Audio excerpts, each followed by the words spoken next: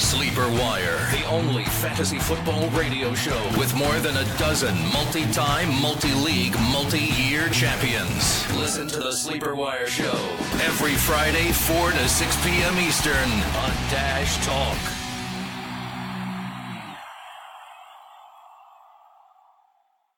Hey everyone, before we start the show, I want to tell you once again about pristineauction.com. It's a website with daily auctions ending every single night with hundreds of items perfect for your man cave.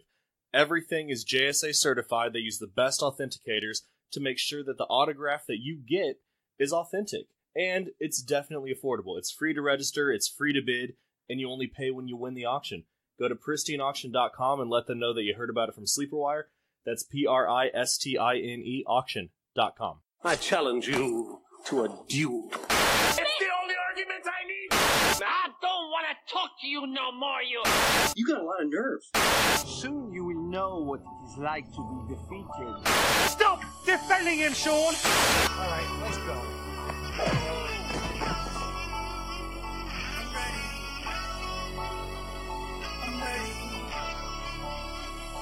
I'm ready for love.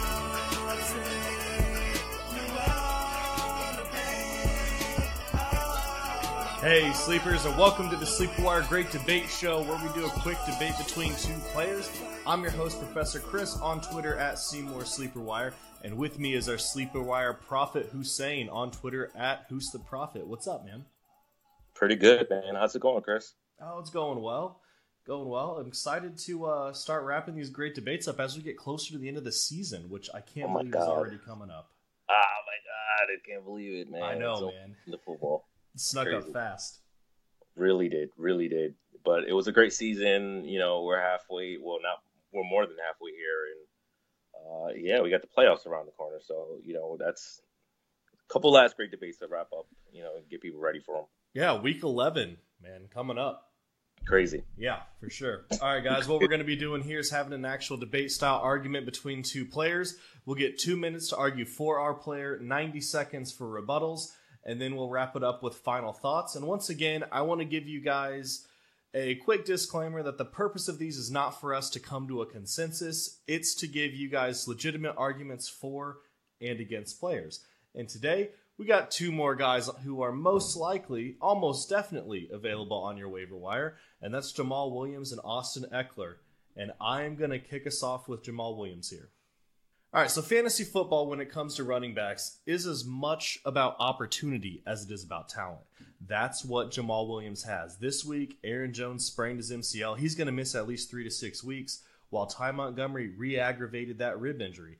Due to this, Jamal Williams was able to get 20 carries going for 67 yards, adding in a catch for 7 yards against the Bears, who are really playing better than their stats show.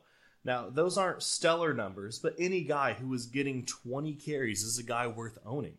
With Jones and Montgomery potentially missing time, Williams could be a guy who you could flex depending on the matchups. The next 2 weeks, he's got Baltimore and Pittsburgh, who are both good defenses, but then it opens up with the Bucs in Week 13 and the Browns in Week 14. If Williams is still the starter, those are great matchups leading up to the fantasy playoffs in the first week of the fantasy playoffs. Now look, I know we're not talking about the most exciting players this week. We're probably going to get some comments after the show is posted, like, oh, this was a worthless debate, blah, blah, blah. But you know what? We're going into Week 11. The waivers are pretty bare. And the whole rest of season thing, that's approaching fast. That's right now. And right now, it's all about surviving the remaining bye weeks, which is Week 11. The remaining teams with the bye, the Panthers, Colts, Jets, and 49ers. Maybe you've been hit with injuries this year and have been starting a combination like McCaffrey, Hyde, and Powell. And that happens for sure. Hell, the last week in 2 leagues, all my running back ones are on a bye. This is the situation where having a guy with opportunity is valuable. However, it's not like Jamal Williams isn't a good running back. The rookie at BYU led all independent schools in rushing attempts, rushing yards, yards from scrimmage, rushing touchdowns, total touchdowns, plays from scrimmage, etc. He had 234 carries for 1,375 yards and 12 touchdowns, and he missed 3 games with an ankle injury. He finished 5th in the country with 137.5 yards per game. His strengths... Jamal Williams, man, talk about a guy overhyped coming into the season. Oh, man, 3.3 not really cutting it. Yeah, and I want to take that back a little bit because I don't want to be the guy that always talks about your yardage, yard average. I don't really like doing that. But I mean, the guy was pretty much buried on the chart and needed multiple injuries for him to be relevant. And again, he had a pretty good matchup, and he wasn't really the 20 carries were relevant, but that's not. He didn't produce for you like you liked. I mean, granted, a lot of us probably didn't have him, in our lineups, but I don't know. I mean, you still got Ty Montgomery there. I don't really like this, Jamal Williams too much this late into the season. I would have liked to see more flashes from earlier. I would have liked to, not Aaron Jones have taken the job. It's just, it's a little bit too. I don't want to write him off too late, but maybe next year. Right now, it doesn't seem like he has it. I'm not rolling him out my week 11s, week 12 as a flex. I just don't trust him this late into the season, and I really wouldn't advise you to either. This guy's pretty much just a stash, and we're stashing guys. Obviously, I'm gonna want the lotto ticket of Austin Eckler. All right, let's jump over into Austin Eckler. Who's kick us off?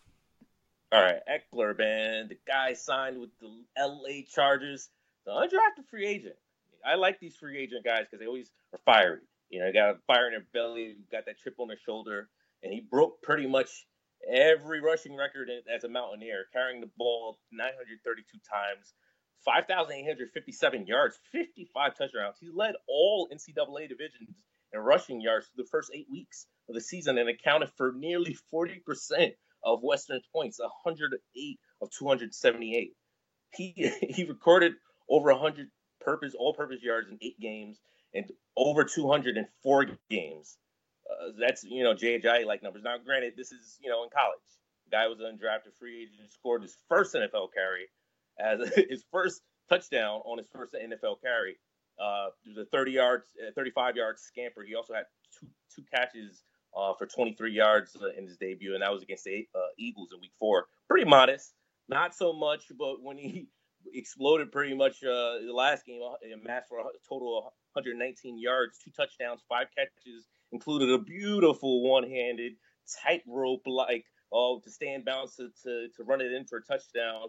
His 3rd touchdown of the season.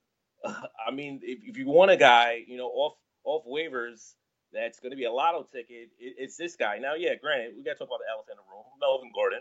He is the starter. I'm not advocating you start Austin Eckler week 11. But he is the guy out there that's the biggest lotto ticket. Sure, I could tell you about Rex Burkhead off waivers. I could tell you about, but I mean, he's a pack. Deion Lewis had 14 rushes and a touchdown. I could tell you go grab Inman, who, useful bye week guy. But bye weeks are nearly over. So give me a guy with 4.4 speed, decent build, huge chip on his shoulder because he wasn't drafted over a guy like Jamal Williams, who had to, had to get his shot to the multiple. All right, so going back to what I was saying about opportunity, and you touched on this as well, Austin Eckler just doesn't have the same chances Williams does right now. He's playing behind Melvin Gordon, who's an absolute stud, and Gordon is valuable in every situation for the Chargers. This was simply a fluke game. He broke a couple good plays on passes where he got blocks and made a nice move and broke a tackle.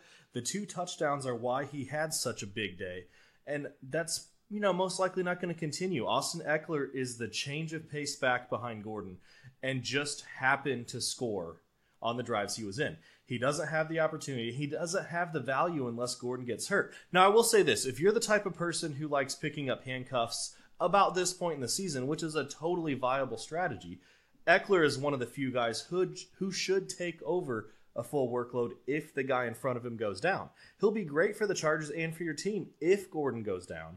But his value is completely contingent on Melvin Gordon not playing. I don't really have much else to say about this guy. I will say if you're looking to pick up a handcuff, even if it's someone else's handcuff, someone else has Melvin Gordon, then go with Eckler. And if you're looking for someone who you can plug in this week, Eckler might not be that guy. But he is only 3% owned, so he's certainly someone who's available. All right, guys, before we wrap it up with our final thoughts, I have another thing to mention here. I'm giving a shout-out to another sponsor of the Great Debate, Fantasy Champs. We have a special offer for 10% off an order at fantasychamps.com. They've got the absolute best hardware for your fantasy league, fantasy trophies, rings, belts, fantasy loser trophies. It's great. Go to fantasychamps.com and use the promo code SLEEPERS for 10% off your order. All right, so we're going to go ahead and take this back to Jamal Williams to wrap up final thoughts here. So as I was saying before the buzzer cut me off, his strengths are his size and his actual physical strength. He's got a great stiff arm, and he makes decisions quickly. He sees a potential hole, and he goes for it rather than dancing around waiting. Now, he may not always hit the correct hole. You know, sometimes he Trent Richardson's it up a little bit. But at the same time, he's a decision maker. He's a guy who keeps churning through contact to grind out those extra yards. You don't have those kind of stats if you're soft. He also has an above-average fumble rate, only one fumble every 140 carries, which is pretty good. Now, this isn't a guy who's going to be the face of a franchise, right? He's likely not going to be the RB1 for a team anytime soon, barring injuries. But as of right now, he's got the opportunity for at least a week. If the bye weeks and injuries, or I guess really just this one bye week and injuries have killed you, a guy who is 5% owned isn't the worst pickup that you could make. However, I will agree with what Who said earlier that he was certainly overhyped coming into this season. yeah, definitely. Yep, absolutely. All right, let's move over to your final thoughts on Austin Eckler.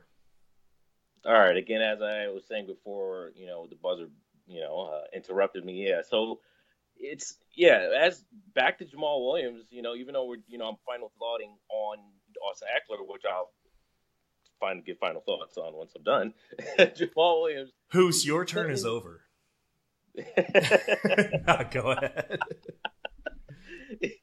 Yeah, I mean, I'm just locked on the fact that he couldn't exploit this, really good matchup. 20 rushes, give me a guy, Austin Eckler, who's, has that big ticket lotto, on him, I mean, and it's not like it's just last game, I'm not telling you, to go grab the guy because he's only showed it to you once, week 4, he had a touchdown, 2 catches, he had 13.8 fantasy points for you. If you're in a deep league, and you started him next week, he gave you 5.8, didn't kill you if that's in a super deep league. I'm talking about like a 14 or so.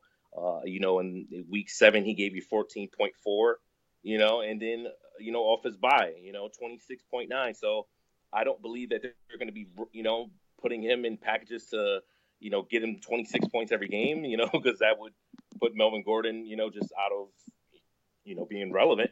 But, again, he's pure lotto ticket, and if there's a guy that I don't want to have to, pay waivers. Why not just grab the guy now? Give me that guy now. Have him just, look nice on my bench. He can look real cool on my bench. Give him a nice hat, that says Team Hoos, and just feel nice when, if, Melvin Gordon, not to say, I don't want Melvin Gordon to catch an injury, but if he does, I got Eckler already on my team. I'm not efficient out there. So wait, do you want Austin Eckler to be Team Hoos, or are you Team Eckler? Team Hoos, and I'm also Team Eckler. Good question.